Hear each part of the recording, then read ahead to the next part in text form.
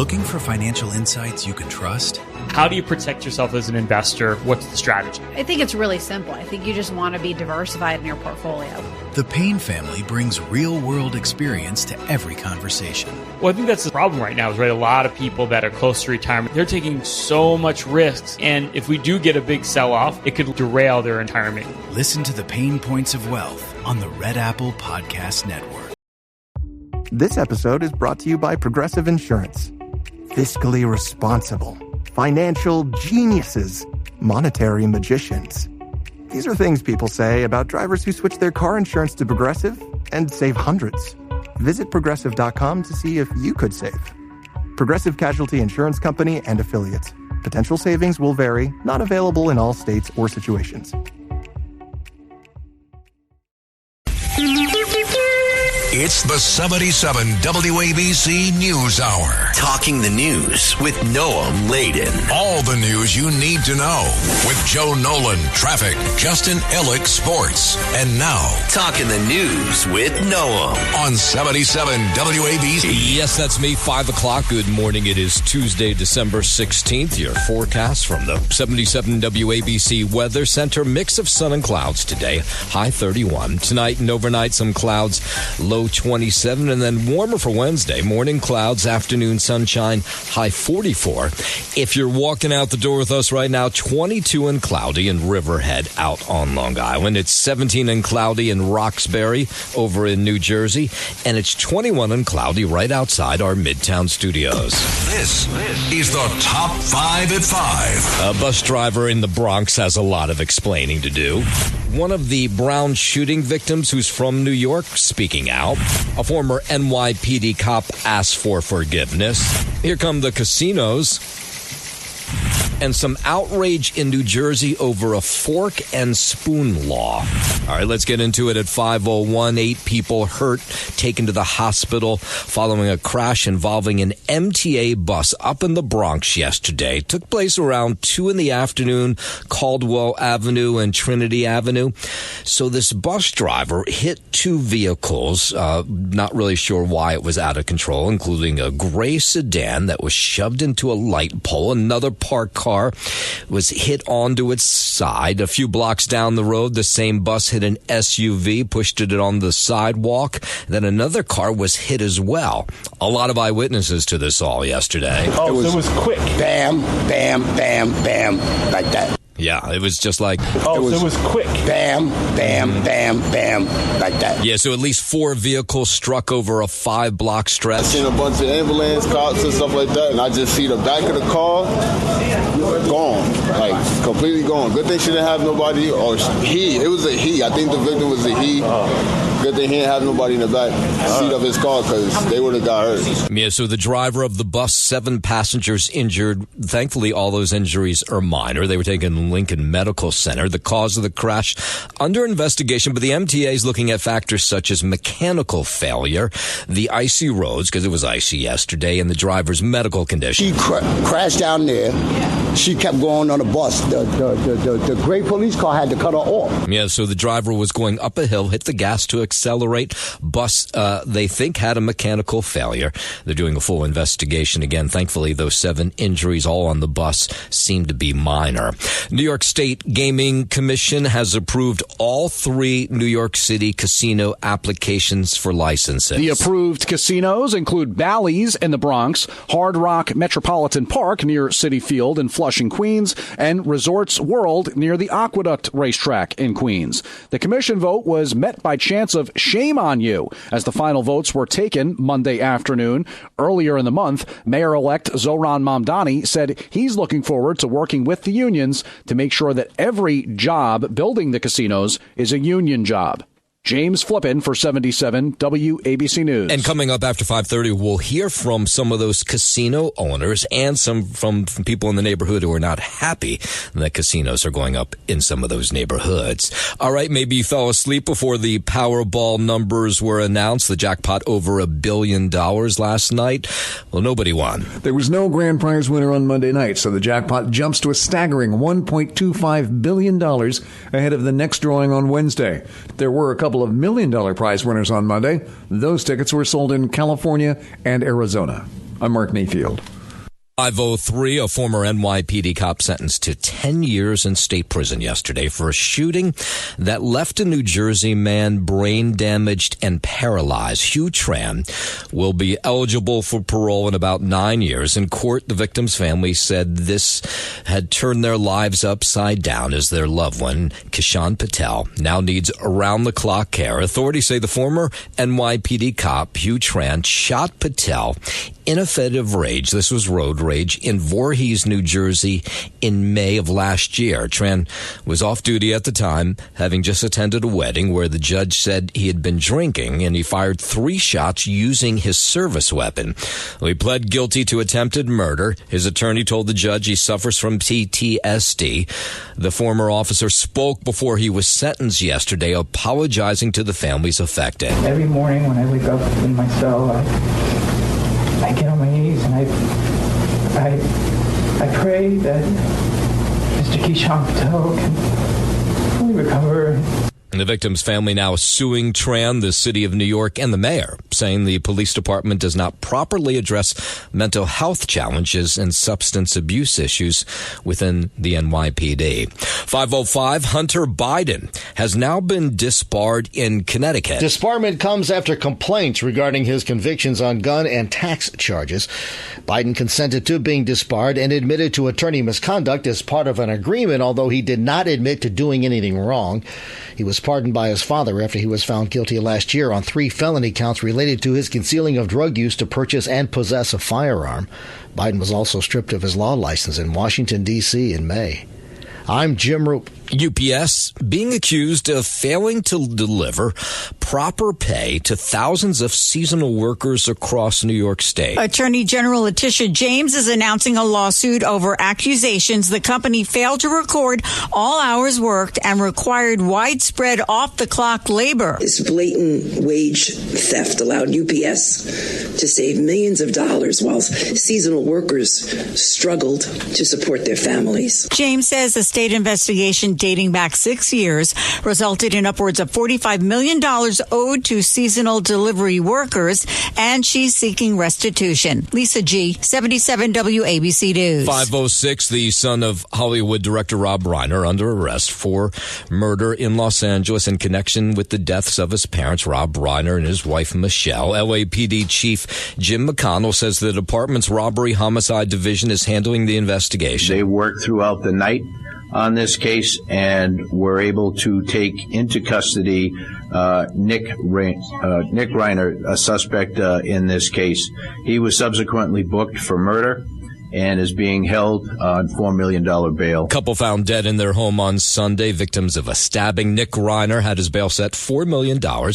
He's been pretty open in the past about his struggles with drug addiction, his tumultuous relationship with his famous father, who was 78 years old. His mother was 68. Correspondent Morgan Chesky has more in the investigation. Overnight, police canvassing the affluent Brentwood neighborhood, with investigators saying they intend to speak to every member of the Reiner family to, quote, get to the facts of the investigation. WABC News Time 509. No matter where you went yesterday, everybody was talking about this Rob Reiner story, how you handle a son who has drug addiction, has had homeless issues. In 2015, Rob Reiner and his son Nick worked and collaborated on this movie called Being Charlie. It was a romantic drama co-written by Nick and directed by his famous father, told the story of a troubled teen, Charlie Mills, who struggles with drug addiction and multiple stints of rehab. It was based loosely on Nick's real story. And the dad and son, they did a press tour at the time, as you would normally do, talking about the process of making the film together. Here's Nick. What was the toughest for you? What do you think, Nick? It wasn't very tough. I mean, it was a pretty nice experience for me. I don't really think it was like tough at all. Really? I mean, of course it was a little bit, but... Now, at the time, Rob Reiner saw it a little bit differently. I mean, we did get into fights over things, but ultimately it forced us to make the film better. I mean, we'd get into issues, and I would see, the whole process for me, I can just speak for myself, it did make me understand him a lot more, and I think it made me a better father. Hopefully it did. I don't know, but I think that, and you'll see it in the film, what happens is, if your kid is going through rough times, the parent your main job is to keep your child safe. So I would do anything. I felt at a loss, so I would do anything that, as we say in the film, anybody with a desk and a diploma, I would listen to them. And the whole idea of tough love and you have to be a certain way. And it's not my nature. It's not the way I am built, but I went and did that. Yeah. So Nick Reiner had opened up about his struggles, telling People magazine that he made his first visit to rehab at 15 and then returned 17 more times. He said he became homeless due to his refusal to return to rehab. I guess that was during the tough love days that Rob Reiner was talking about. Yesterday, people were near Rob Reiner's Walk of Fame star, on the Hollywood Walk of Fame. It's just such a sad day. It's such a great loss to the community, both activist-wise and just to arts, to lose such a great man. And President Trump doubling down on his comments, blaming the deaths of Rob Reiner and his wife, Michelle, on Trump derangement syndrome. He was asked about the Truth Social post while speaking in the Oval Office yesterday. I think he hurt himself in career-wise. He became like a deranged person, Trump derangement syndrome. So I was not a fan of Rob Reiner at all in any way, shape, or form. I thought he was very bad for our country. Now, in that Truth Social post, the president called Rob Reiner a tortured and struggling but once very talented movie director and comedy star. He went on to claim Rob Reiner's death was reportedly due to the anger he caused others through massive, unyielding, and incurable affliction with a mind-crippling disease known as Trump derangement syndrome. He was a deranged person as far as Trump is concerned. He said he knew it was false. In fact, it's the exact opposite, that I was a friend of Russia, controlled by Russia. It was the Russia hoax. He was one of the people behind it. The president then went on to say that Reiner was known to drive people crazy by his raging obsession of President Donald J. Trump. 512. The FBI says a pro-Palestinian group was plotting to bomb multiple U.S. companies in Los Angeles on New Year's Eve. The United States Attorney's Office says 4 were arrested as part of what they called the Turtle Island Liberation Front, which they say is a far-left anti-capitalist group that's intent on spreading chaos. So they foiled this plot, obviously, before it was set to take place. The charges we are announcing today stem from the defendants and their co-conspirators detailed coordinated plot to bomb multiple U.S. companies on New Year's Eve. Now, they say the group planned on using improvised explosive devices that they were in the process of testing in a remote camp in the Mojave Desert. 4 suspects, all from the Los Angeles area. They had everything they needed to make an operational bomb at that location, and they were subsequently arrested by the FBI before they could build a functional explosive device. Yeah, thank God they caught them. This case is another reminder about the dangers that radicalized Antifa-like groups pose to public safety and the rule of law. Yeah, good job done by the authorities there. 513 over to Rhode Island, where police say they are working around the clock to find the man who shot and killed 2 students, wounded 9 others at Brown University on Saturday. Providence Mayor Brett Smiley says officers from several agencies are working the case. This community will heal from this. We will move forward. But that doesn't make light of, and I'm certainly not making light of, the fear and anxiety that persists. But the only way we're going to move forward through it is one step at a time, and today's one of those steps. Now, there is a fair amount of fear in the Providence area because you'll remember over the weekend after the shooting took place, they said they had a person of interest in custody. That person was released, though, on Sunday. Now, police have released new video of the wanted man who's dressed in black, wearing a mask, who can be seen walking away from the Ivy League school after the shooting. It's starting to get very personal for our community, which is hard. And that's, I think, where we are sort of emotionally in the process. But we're here from one another. That's the scary side.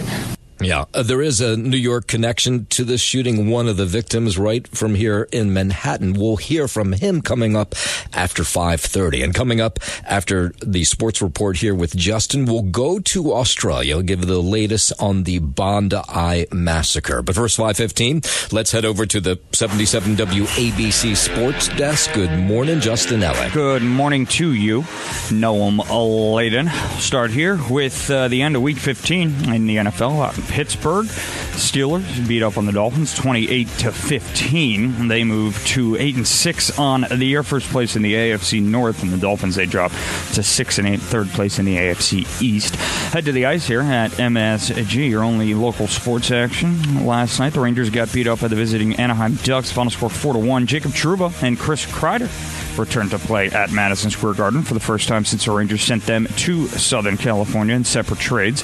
Kreider and Trouba each waved to the crowd after tribute videos during timeouts in the first. All fans applauded. Matthew Robertson scored the only goal for the Rangers, who have lost 12 of 16 games at home. New York was without center Mika Zibanejad. Coach Mike Sullivan scratched for breaking a team rule by missing a meeting. Big winger Matt Rempe took Zibanejad's spot in the lineup back after he missed 24 games since getting injured in a fight in late October. Up next for the Rangers, they're right back at it tonight, getting set to welcome in the Vancouver Canucks for a 7 p.m. puck drop. Also tonight on the ice, the Islanders will be back in action out in Detroit against the Red Wings. It's a 7 p.m. start there. And on the hardwood tonight, get ready for this, Noam Layden. The New York Knicks, they are one of your finalists for the NBA Cup Championship this season. How about that? Wow, that's unbelievable. Can you tell me who they beat on their way to get there? They beat Indiana. No, I have no idea. They beat the Lakers. I don't know. I don't know. You have no idea. Your guess is as good as mine. Now, they get like a pretty decent payday if they win this thing, right? Yeah. Now, I do think I do know they beat the Orlando Magic there in the semifinals, I believe. But, yeah, I think they get a good chunk of money. If they win the trophy there, and then they get a trophy too. Yeah, you get a nice. It's an NBA cup. It is a cup, I believe, some sort of thing that you can drink out of. You know how these NHL champions drink out of the Stanley Cup and whatnot. I believe you can do this with the NBA Cup. Well, I bet they can't wait to do that. Yeah, well, it's going to be at MSG tonight. How about a big celebration at center court? I'm gonna get blinded by whatever color they decide to paint the court tonight.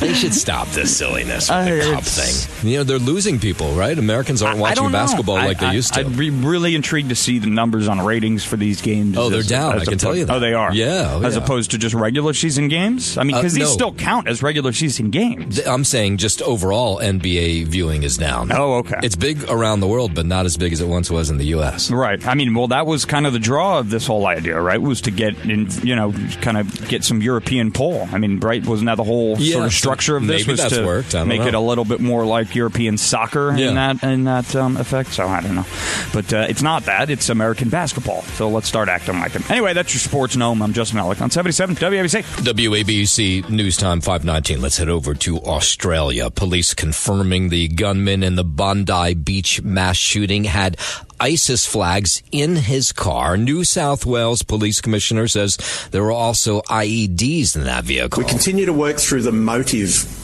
of this tragedy, and we'll continue to do so. And I think it's really important that our investigators continue to be given time to do that. So 15 killed Sunday when a father-son team opened fire at a Hanukkah celebration at the Sydney beach. More than 24 still in the hospital, some in critical condition. The 50-year-old gunman fatally shot by police, his 24-year-old son in critical condition.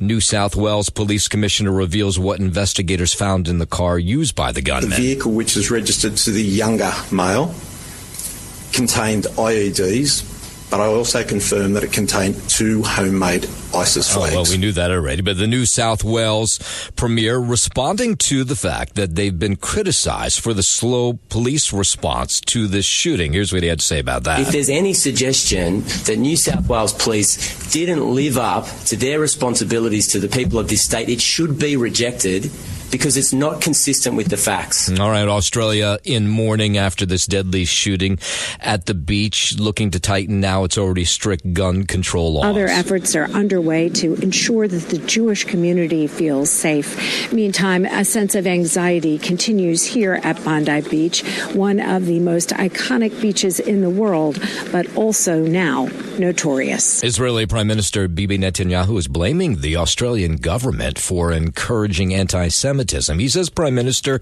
Anthony Albanese's policies, including the recognition of a Palestinian state back in September, had encouraged what he called Jew hatred.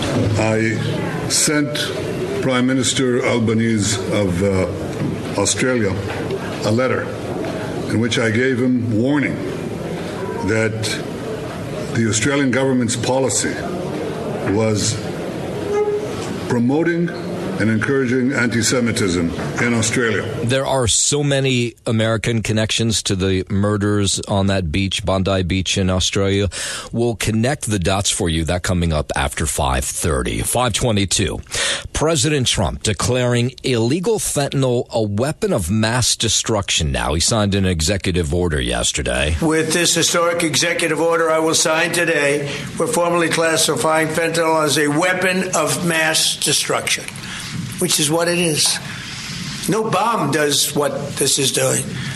200 to 300,000 people die every year. The president says drug cartels were running rampant on the Mexican border when he took office last January. But there's no doubt that America's adversaries are trafficking fentanyl into the United States, in part because they want to kill Americans.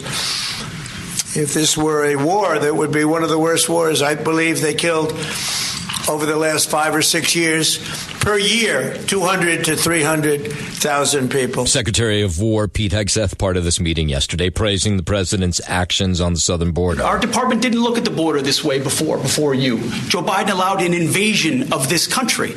Tens of millions of people, drugs, gangs, violence, and the military jumped to it on day one. Now we're hearing from the president at the White House. He was also talking about the end of the Russia-Ukraine war, and he thinks it's getting closer. He says he spoke with a number of European leaders over the last couple of days who want the war to end as fast as possible. Things are going along pretty well. 27,000 soldiers were killed last month. Shouldn't happen. Should have never happened. Should have never started. That war should have never, ever started. But it did, and we're trying to get it solved. The president said there's just been way too much bloodshed. He wants that to end as soon as possible. I think we're closer now, and they will tell you that they're closer now. We had numerous conversations with President Putin of Russia, and I think we're closer now than we have been ever. Yeah, so he says there are some difficulties in terms of getting the two countries on the same page. At this moment, Russia wants to get it, and the problem is they'll want to get it ended, and then all of a sudden they won't, and Ukraine will want to get it ended, and all of a sudden they won't. So we have to get them on the same page, but I think that's working along. Very good talk. Yeah, he says he continues to try to help and iron out some of those details. 5:24, Hong Kong media tycoon, pro-democracy activist Jimmy Lai has been convicted on charges of sedition and colluding with foreign forces.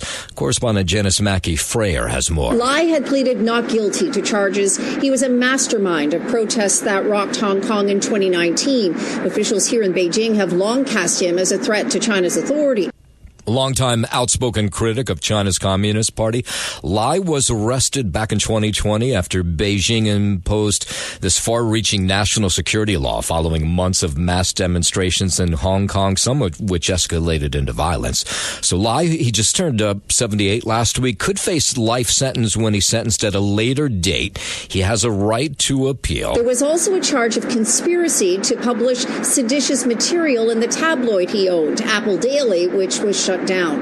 The sentencing hearing is set for January 12th. Jimmy Lai could face spending the rest of his life in prison. WABC News on 525. President Trump vowing to retaliate after American troops were caught in that deadly ambush in Syria over the weekend. Correspondent Garrett Hake has more. Defense officials say 2 soldiers and a civilian interpreter died when a lone gunman opened fire. 3 others were wounded during ongoing anti-ISIS operations in the country. They say American partner forces later killed the shooter. The U.S. has about 1,500 troops stationed in the northeastern part of Syria. It's part of an effort to monitor the remnants of what's left of ISIS. Hake reports that 2 U.S. soldiers and an interpreter were killed in that attack.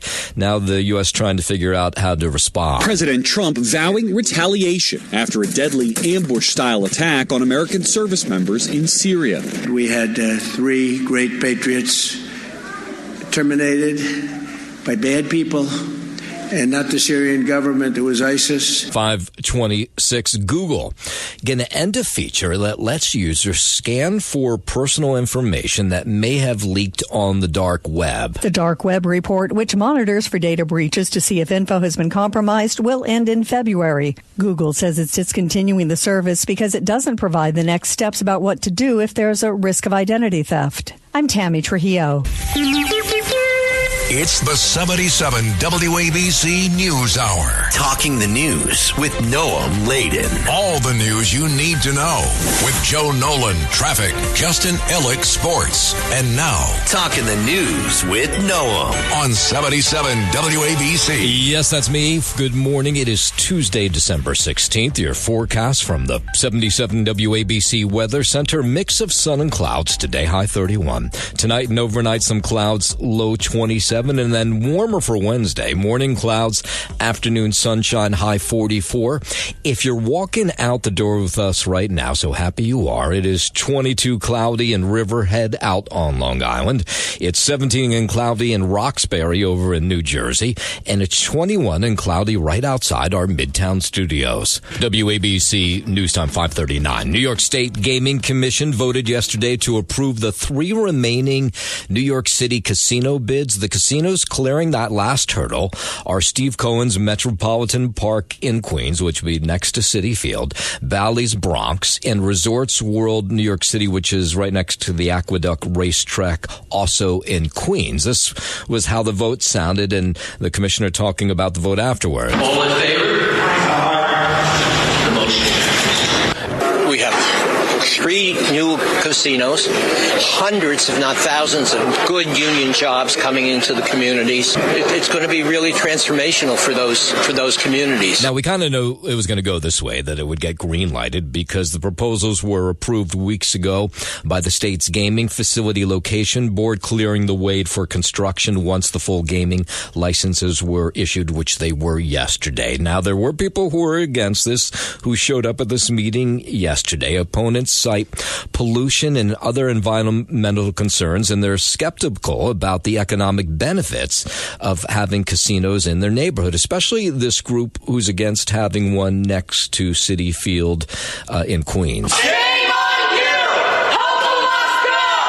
Our community is very family-oriented. There's a lot of kids and families, and this casino is predatory towards families. It's predatory towards women, and all the problems that Corona and Flushing already suffer from are going to be elevated because of it. Yeah, but they're coming anyway. Resorts World could start bringing in revenue as soon as the spring or early summer, because they're going to use some existing buildings near the Aqueduct Racetrack. And the CEO of Resorts World says, hey, we're hiring right now. In a moment or two, you'll see these jobs up as a listing. You can apply for them. We have to begin right away. And so those jobs will be posted. The gaming classes will begin in the dealer school, and we'll be looking to hire. Come on over and see what Resorts World is all about. Now, it's going to take a little longer for the other 2 casinos at Citi Field up in the Bronx. They may not open until 2030. With the tens of thousands of jobs throughout Queens and the billions of dollars of private investment, we couldn't be happier. Yeah, so most local lawmakers welcoming the news that those casinos will open up in those neighborhoods. 542, it's 10 years behind bars for a former NYPD cop who, during a road rage incident, shot a man that left him paralyzed. Hugh Tran was sentenced to a decade in prison Monday. He pleaded guilty to attempted murder last month. In May 2024, Tran, who was off duty and driving home to Yonkers, used his department weapon to shoot 30-year-old Kishan Patel at an intersection in Voorhees, New Jersey. That's southeast of Philadelphia. He then drove home. Patel is in specialized care with no use of his arms or legs and limited brain function. Patel's family is suing the city, saying it knew the 27-year-old Tran had mental health issues and was alcoholic. Andrew Whitman, NBC News Radio, New Jersey. A New York City resident was one of the victims that survived that deadly shooting at Brown University on Saturday. 18-year-old Spencer Yang was shot while on the university campus. His father confirmed that he's in the hospital doing his best to recover from the shooting. Didn't give a lot of details in terms of where he was shot. Where he went to school, we do know that. He went to the Dalton School right here in the city, and some of his former fellow students are hoping for the best for him. I wish him all the best, and I hope he gets better, because I know he wanted to play volleyball in college, and that was his dream. He always wanted to play in one of the Ivies. Now, after an initial person of interest was detained and then released over the weekend, the FBI held a press conference yesterday. They've put it out, a wanted poster for this gunman. They say he's 5'8" with stocky build. He was all in black and covered in a mask. But there is a reward out there for anybody who helps turn him in. It's $50,000. 544, the Jewish community of Sydney, Australia, has deep connections to the tri-state area.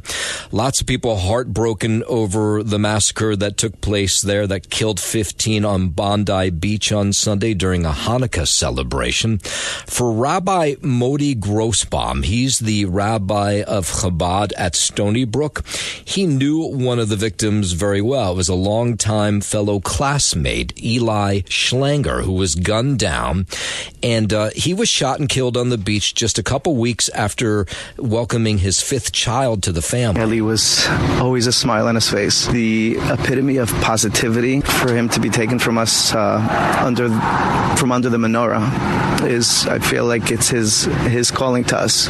Yeah, Yaron Levy is a North Hempstead town board member out on Long Island, says he grew up going to Bondi Beach, and he knew 5 of the victims, including Reuven Morrison, who was a Holocaust survivor. Reuven Morrison, what an incredible man. So generous, so humble. Tibor, I had barbecues at his house. He would host us.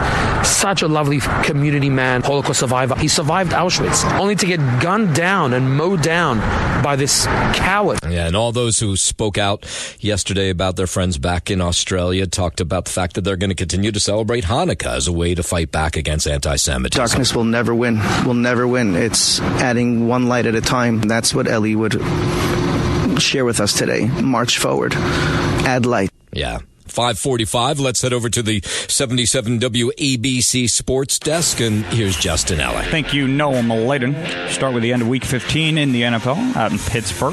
The Steelers beat the Dolphins 28-15. Steelers moved 8-6, first place in the AFC North. Dolphins, they fall to 6-8. That's good for third place in the AFC East. Head to the ice here at MSG. Only local sports action from last night. The Rangers got beat up by the visiting Anaheim Ducks. Final score 4-1. Jacob Trouba and Chris Kreider returned to play at Madison Square Garden for the first time since the Rangers sent them to Southern California in separate trades. Kreider and Trouba each waved to the crowd after tribute videos during timeouts in the first, while fans applauded. Matthew Robertson scored the only goal for the Rangers, who have lost 12 of 16 games at home. New York was without center Mika Zibanejad, whom coach Mike Sullivan scrapped for breaking a team rule by missing a meeting.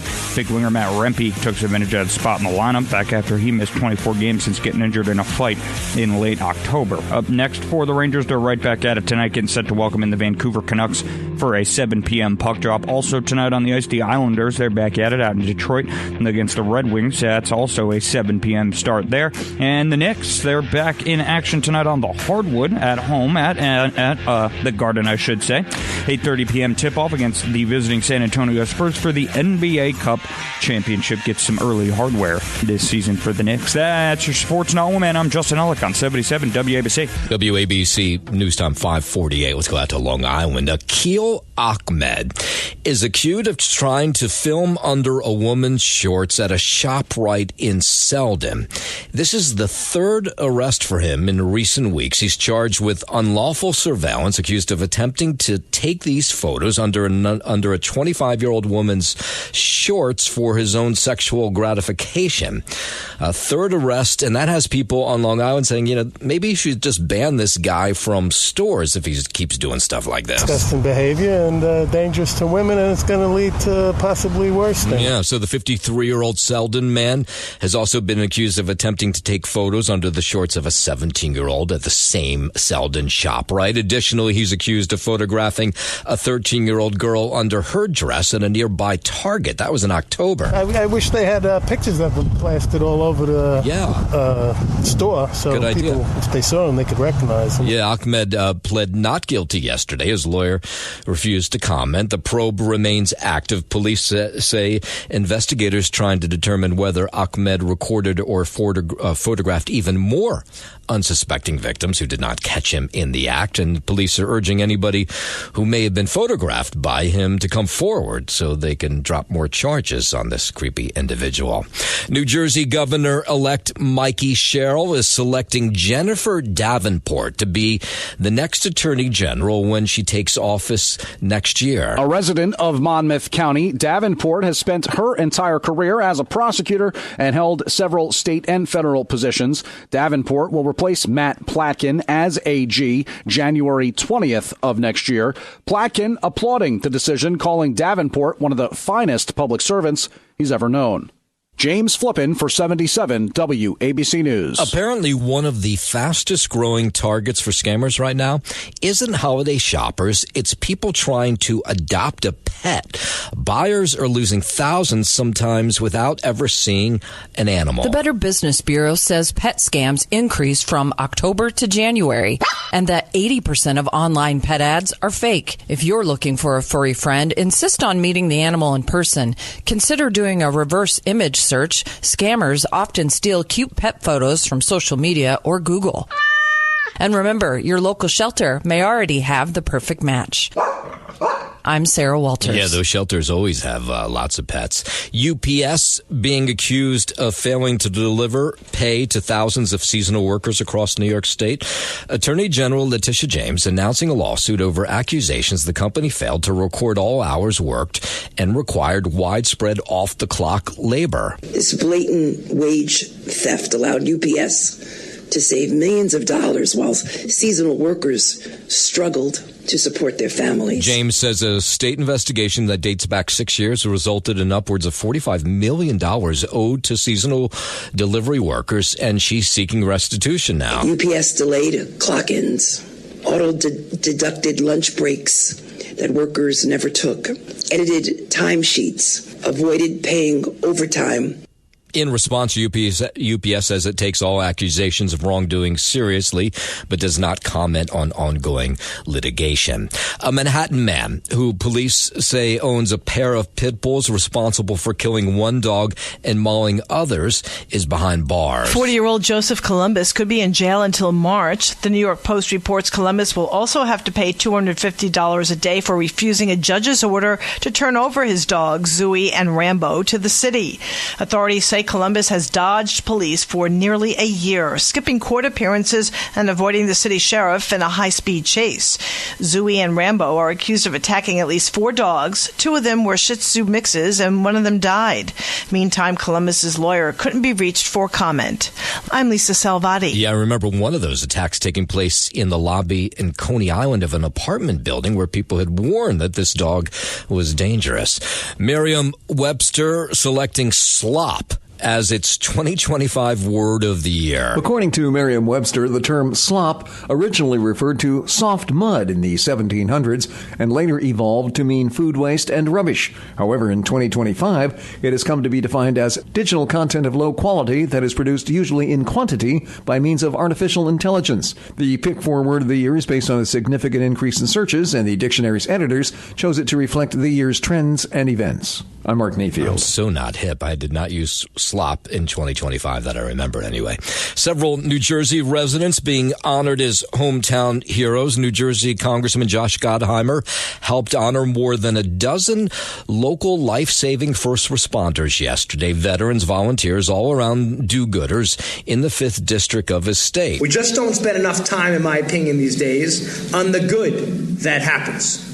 Not enough time recognizing what it means to be a great citizen in our great country. Yeah, well, he's right about that. The congressman says the awards ceremony allows the community to put politics, other concerns aside, and focus on those who do things to improve the community. Among the honorees yesterday, Sergeant August Cacafon, a 99-year-old Bronze Star veteran of World War II who fought in the Battle of the Bulge, who still serves at his local VFW. We are a great people, but sometimes, with all that goes on, people lose sight of that. That's why we're here today. Our friends, our family, our neighbors, all these people who quietly go out and change lives through their service to others. And they do it without expecting recognition. Yeah, well, good for you for recognizing those efforts. 5:54, let's go out to Long Island, Garden City, Long Island in particular, where police are warning of a concerning trend of thefts. They say some people making ATM withdrawals are being targeted. It's one of these distraction things where they say, oh, what's that over there? And then they're able to steal money from you.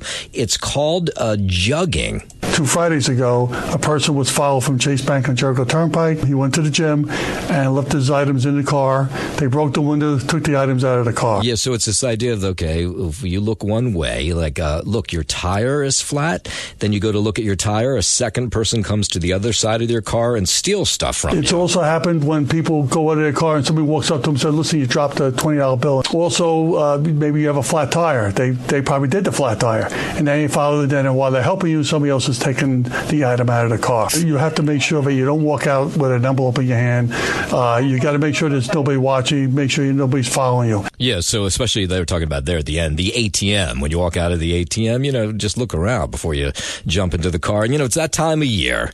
People need money for Christmas, so they steal from other people. It's also happened when people go out of their car and somebody walks up to them and says, listen, you said that already. But anyway, the idea is if you're in Garden City or anywhere for that matter, those distraction crimes apparently are up big time. And we'll end with this story. A bill is on the table in the New Jersey legislature that would force customers to ask for their plastic utensils and sauce packets at restaurants. In other words, they would not automatically toss them into your bag when you get takeout or delivery.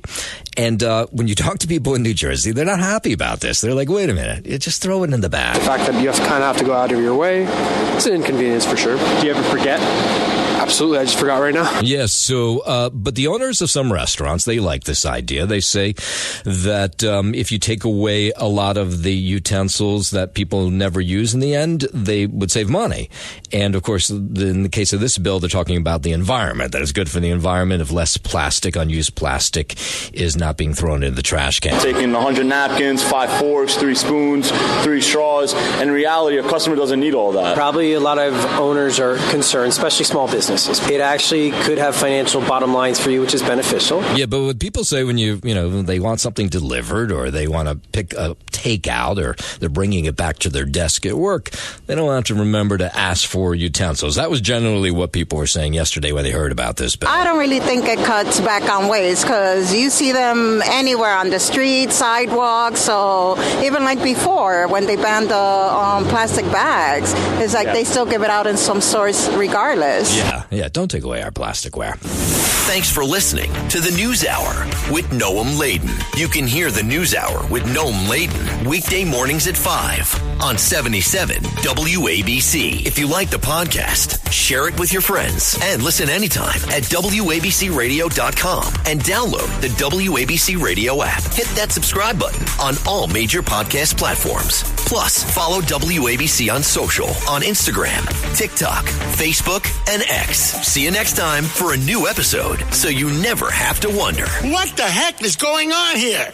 Folks, take my word for it. I live there. Come to Florida. Get pre-approved right now with my guy Michael Kotze. Call him at 561-441-2730. He's got Choice Mortgage and a great real estate team. Get pre-approved right now. Michael Kotze, 561-441-2730. Buy in Florida right now. Don't wait. Save money on state taxes. Make your move today with Choice Mortgage. Trust me, Florida is waiting. This guy's so good, he did my commercials in Florida too. Mike Kotze, 561-441-2730. A ride.